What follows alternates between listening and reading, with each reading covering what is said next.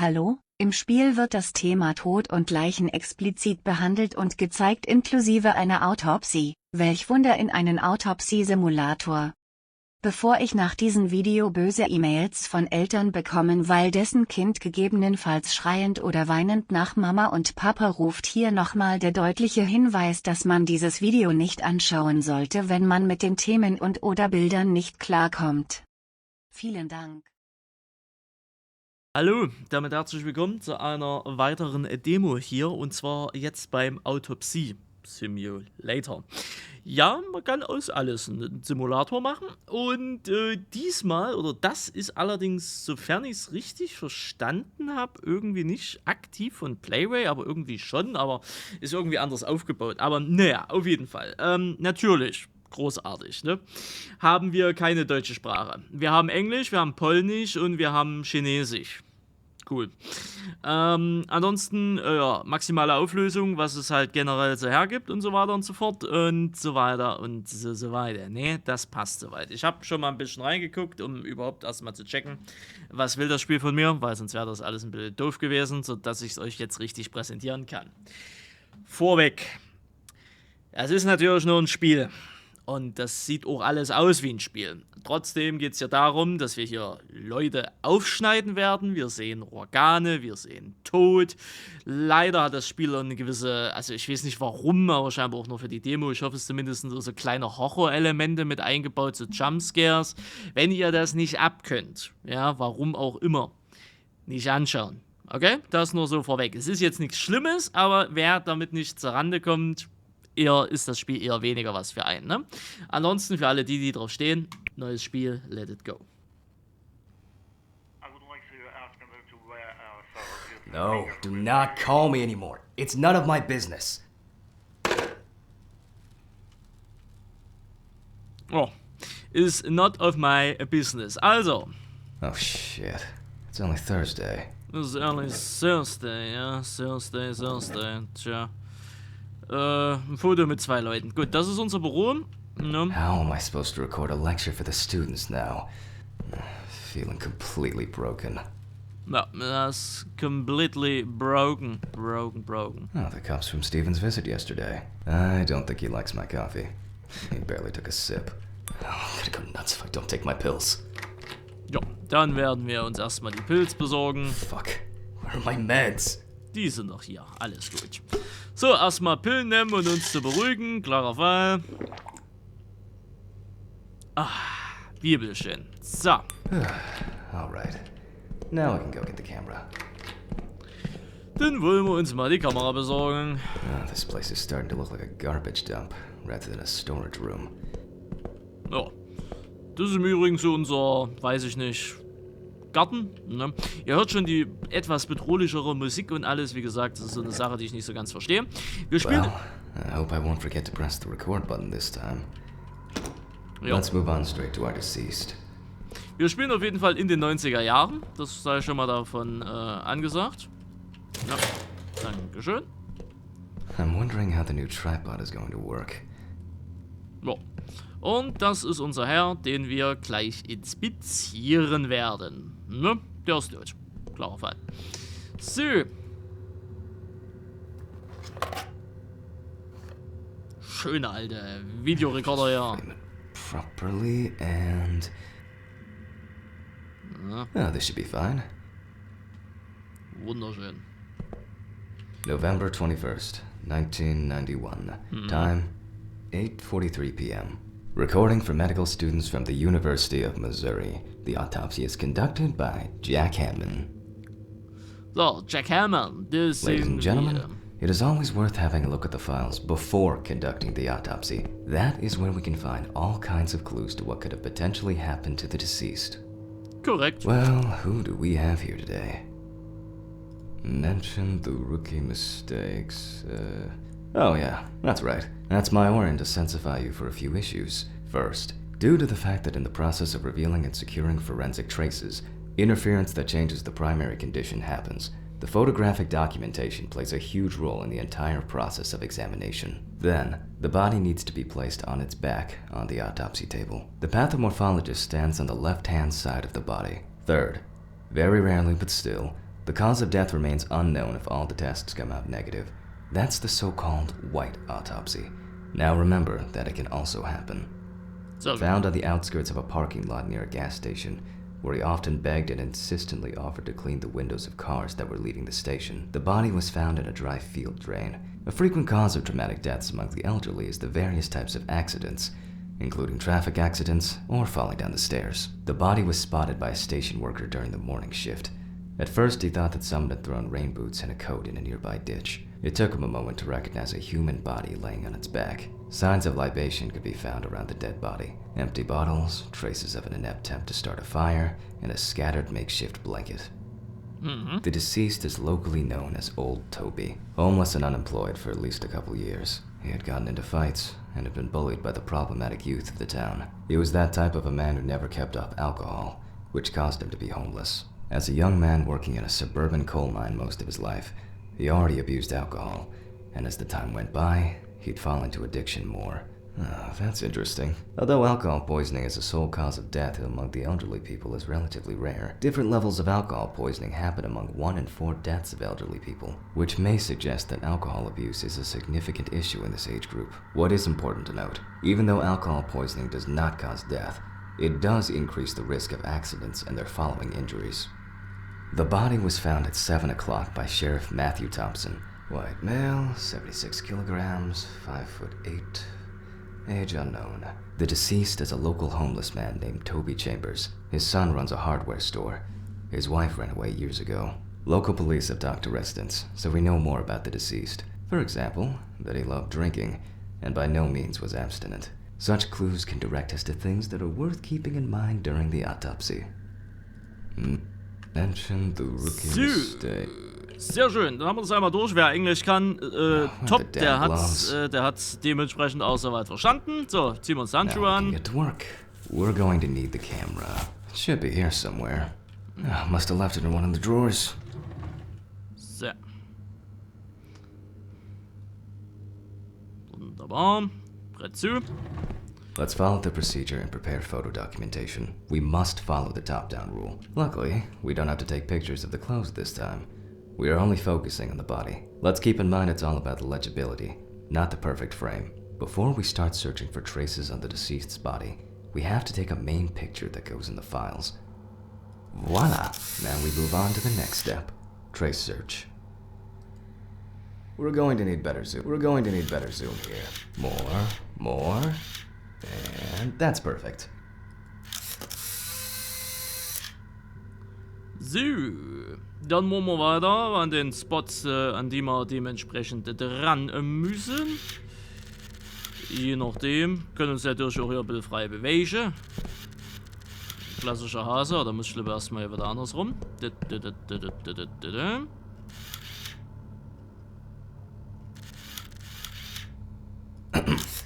Well, you don't have to stand close to be able to smell a strong odor of alcohol and other discharges.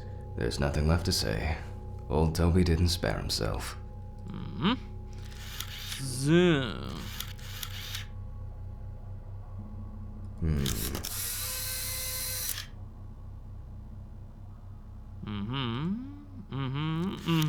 So. Was ganz appetitliches. Köstlich. People affected by homelessness most often die from accidents, alcohol abuse, or they freeze to death. Unfortunately, both suicide and homicide are also quite common. While taking the photos, some entries that could be potentially lethal caught my attention. Let's take a closer look using the magnifying glass. So, dann beginnen wir mal mit der Autopsie. So, das passt soweit.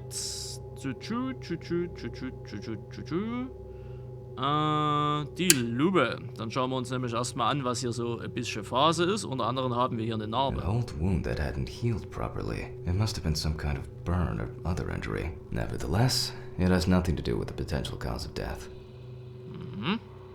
Dann haben wir hier diese Hand. There are frostbite marks all over the deceased's body. Although they are most visible on the tips of his fingers, they can be recognized by the very specific color of the skin. However, the hands tell us much more. Das ist das eine. Dann haben wir noch hier. Ich kann die Kamera... Ach, komm, weg. Hallo, weg damit. Ich kann die Kamera... Ach, Gottes Willen, kann die Kamera ja gerade nicht drehen. Der Schädel. That's something interesting. While making photographic documentation, ecchymosis can be seen on the deceased man's head. The appearance indicates the intravital nature of the wound. We'll come back later to see if everything is alright with the brain. Und dann zum Ende der wunderschöne By the Fuß. look of his feet, I assume Toby must have worn uncomfortable and dinky shoes for quite a while. However, such wounds have nothing to do with his death. What do we have here? So. Sehr schön. An old wound that hadn't healed properly. It must have been some kind of burn or other injury. Nevertheless, it has nothing to do with the potential cause of death. It could be freezing to death. The condition of the head tells us it could have been a fatal accident. By the look of his feet, I assume Toby must have worn uncomfortable and dinky shoes for quite a while. However, such wounds have nothing to do with his death. Yeah, the odor can be the result of alcohol intoxication.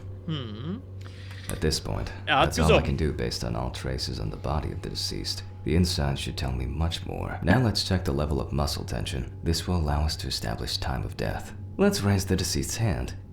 So, dann wollen wir die Hand mal ein bisschen annehmen. Wollen wir ein bisschen was so nach oben. Ne, ob da noch ein bisschen Masse mit dabei ist. Sieht auch gut aus. And then let go. The stronger the rigor mortis gets, the greater the resistance from the muscles will be. As you can see, the hand falls loose. The rigor mortis has already subsided. We can then assume that the time of death stated in the files is correct. Sehr schön. Zack. Let's grab a scalpel. So, dann, hoppala, dann gehen wir einmal zum Skalpell. You can boldly cut with the scalpel. It won't hurt him no more. We always start with the neck and move down towards the symphysis pubis. The incision should be deep. Richtig. So, links.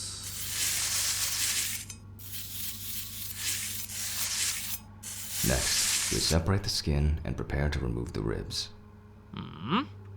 So, dann klappen wir den ganzen Spaß mal auf.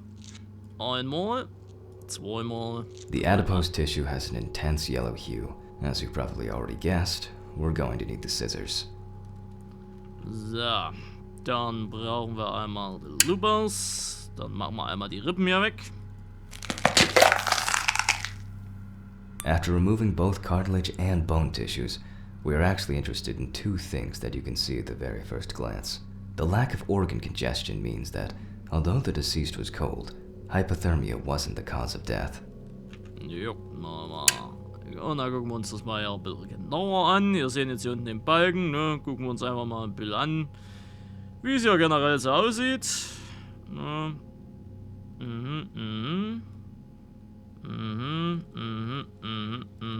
Ja, doch, ich sehe schon. Ich sehe schon. Es ist der Dickdarm, der Dünndarm, irgendwie so sehe ich es auf jeden Fall. So.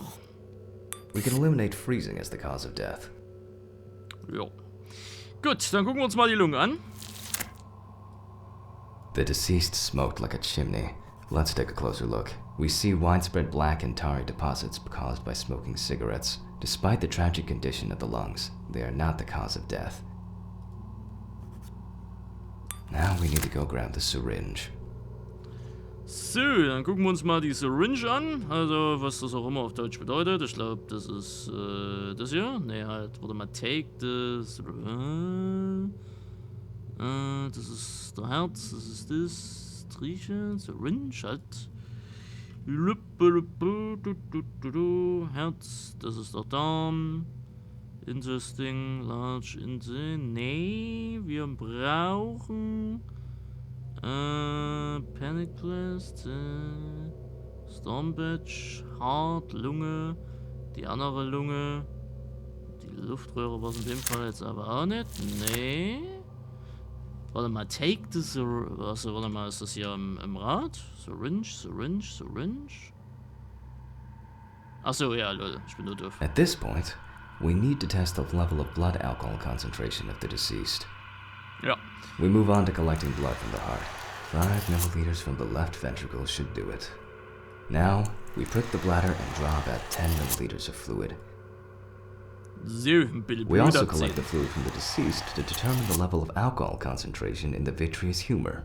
Keep in mind that you have to set the right time and speed on both knobs before running the centrifuge. Our samples may break into pieces due to the centrifugal force if we set up the wrong coordinates. I myself am terrible with numbers because I suffer from dyscalculia, which is why I always keep the appropriate coordinates at hand. Ja. So, dann haben wir ja so eine tolle Notiz. Den Mixer müssen wir für 40 Minuten einschalten bei 75%. Machen wir. So, ja, nicht starten hier. Mal kurz gucken hier. Erstmal einstellen. Ach Gott, dürfte ich kurz. Vielen Dank. Also, das sind so ungefähr 40 Minuten. Das sollte ungefähr hier sein. Bei 75%. So, starten.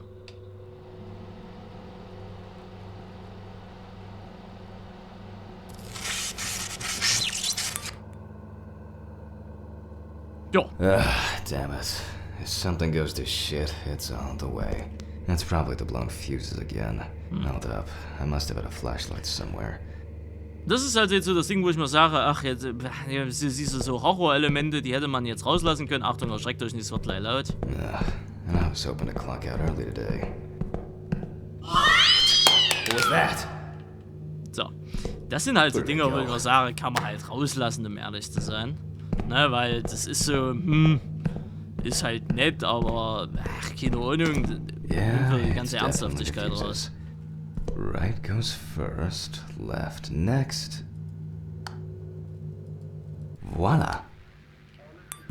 So, sehr schön. Where's that unbearable noise coming from?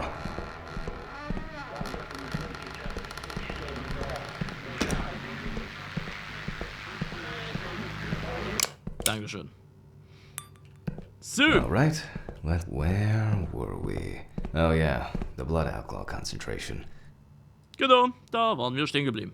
Well, everything is telling us that the BAC, blood alcohol concentration, is high. Hence the smell we're getting from the deceased. Still, to be 100% sure, I have to send the samples to the lab. Unfortunately, I don't have the equipment to conduct a detailed analysis here.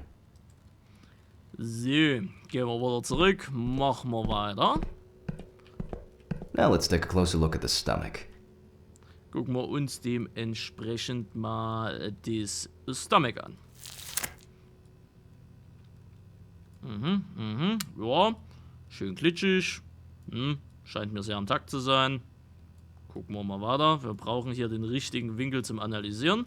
As expected, the stomach has no major external damage. In this case, further inspection is no use. We must cut him open. So, dann cutten wir das Organ mal oben ab. Gut, jetzt haben wir hier so ein Minispiel. Ihr seht so hoch, runter, hoch, runter, hoch, runter und so weiter und so fort. Ja. Das ist manchmal ein bisschen schwierig. Daher nochmal neu. Ja. Aber auch wenn wir, sagen wir mal, abrutschen, ist das in dem Sinne gar nicht mal so das Problem. Das größere Problem ist wieder die Mausempfindlichkeit. Die ist nämlich jetzt nicht so pralle, dass der Ding hier hinten weggeht, zum Beispiel. Ich weiß auch nicht, warum das so ist. Ist eigentlich irrelevant. Also der Cut geht da nicht, Gott. Der Cut geht dadurch nicht weg, aber naja, egal. That's interesting. In addition to a large amount of gas and liquid, the stomach also contains small amounts of yellow, grayish food content resembling some kind of meat. Either our deceased hadn't eaten in days, or some of the bulk of his stomach had found a way out. Oh, it couldn't have been suffocation, could it? Now we need to focus on the cardiovascular system, especially the heart. We take the organ and look it up and down, carefully. Dann gucken wir uns mal das Herz an. At first glance, the heart looks fine. The pulmonary trunk and aorta seem to be in good condition. There are no pathological changes that have contributed to our Toby's death. Well, once we've got the body ticked off, we can move on to the head. So, dann gucken wir uns mal die Head an. Tun wir uns mal das Let's take the autopsy saw to cut through the skull to cleave it in two. Remember, the skull, not the saw. So. Anyway, we will start dissecting the brain from the occipital lobe. In this way, the brain's dura mater is slowly revealing itself. Schön aufsägen hier. Und da ist der Schädel weg und da haben wir das Gehirn. So. Ja, nicht verwundern. Ich weiß, bei manchen ist das nicht so groß. Das ist ein bisschen kleiner, ne? Aber so in der Art sieht ein Gehirn aus. So, wollen wir das Ganze mal hier in Ruhe angreifen, beziehungsweise hier den richtigen After the Vorhang basic finden. examination, we can see that the cerebral gyri in both brain hemispheres are symmetric and the bumps between them are clear. So far, so good. The hematoma seems to have had no effect on the organ we're examining. Let's check its transection. Moving on to the incision. Holding a knife with a long, narrow blade in your dominant hand, cut the cranial nerves on both sides, pulling the brain towards you. So, dann einmal nach unten. Ach, wieder Dings hier verloren. Einmal nach oben. Dann wieder einmal nach unten. Das ist so halbwegs gerade. Remember, just one small fragment examined under the magnifying glass is enough to dispel or confirm our doubts. We then take the fragment of the brain to the tray and, literally and figuratively, go over it with a fine-tooth comb. So. Da gucken wir uns das Ganze mal ein bisschen an und ich sag mal so, ich sehe nicht. Just as I initially suspected, we can rule the fatal accident out as well. So. Dann gucken wir uns mal die Luftröhre an.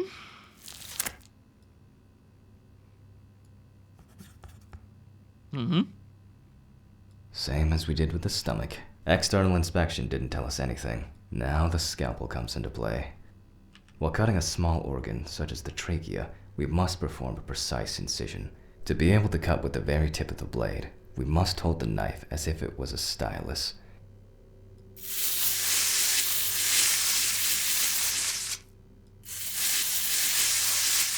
Ladies and gentlemen, I think we've got it. Wir haben's. Based on the report and preliminary documentation, it is safe to assume that the deceased passed out after consumption of alcohol and then fell asleep on his back. Then the gastric contents refluxed and flooded the airways, causing death. That's why we don't forget about the recovery position at dorm parties. Also gesoffen, gekotzt, der Luftrohre stecken geblieben, erstickt. Würde ich jetzt mal so And übersetzen. now it's all clear.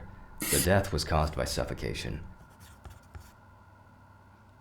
Sehr schön. Dann gehen wir mal zur Generalenkarte. Dann tragen wir den Grund hier ein. Und jetzt kommt der lustigste Teil. Wir müssen unterschreiben. Wir sind natürlich Professor, Doktor. Moment, das sollte ein D werden. Professor, Doktor, Olaf. Na? Mist, hier muss ein F rein. Olaf, Schubert. So. Also UF. Versteht sich.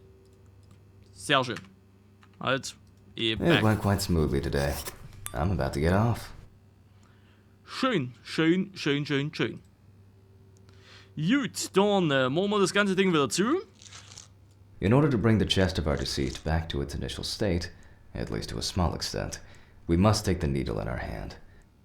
Genau, und dann einmal wieder We zunehmen. sewed the deceased using the baseball stitch technique. This stitching method is very strong and quick to do. So. Einmal. Bisschen näher ran hier. Ne, kriege ich das hier nicht zu? Doch, wollte er gerade sagen, ja. So.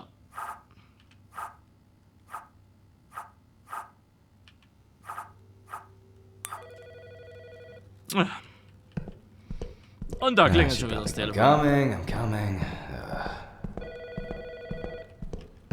Achtung, nicht erschrecken, das wird gleich wieder laut. Dr. Jack Hanman. Please leave a message. Good evening. How are you? How are you? How are you? What the f is that supposed to be? I'll finish the stitching and I'm getting the fuck out of here. So. Immer die komischen, immer die Leute, die da anrufen, ne? Schlimm.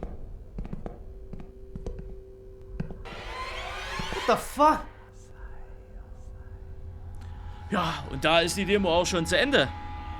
da ist er halt einfach dementsprechend aufgestanden. Naja, und ich hoffe, das ist größtenteils nur so für die Demo hier gemacht, ne, um da ein bisschen mehr Pep mit reinzubringen, keine Ahnung. Weil ich finde dieses Thema recht interessant, aber diese Horrorelemente machen es dementsprechend irgendwie wieder ein bisschen Deswegen mal gucken, was dann am Ende des Tages im Hauptspiel dann so sein wird, ob es da diese Horrorelemente auch gibt oder ne. Aber ich würde sie einfach weglassen, ne, weil macht das so, baut da ein bisschen mehr, vor allen Dingen macht es in Deutschland später, baut da mehr Erklärung rein, so eine Art, das ist immer so ein bisschen Bildungswesen, ne, und dann ist das geiler, lass die Horrorelemente weg. Das, also, keine Ahnung, das ist halt echt irgendwie unpassend. Naja, wie ist eure Meinung dazu? Schreibt sie gerne in die Kommentare. Ich bin erstmal raus. Bis zur nächsten Demo. Tschüssikowski. Tschüss.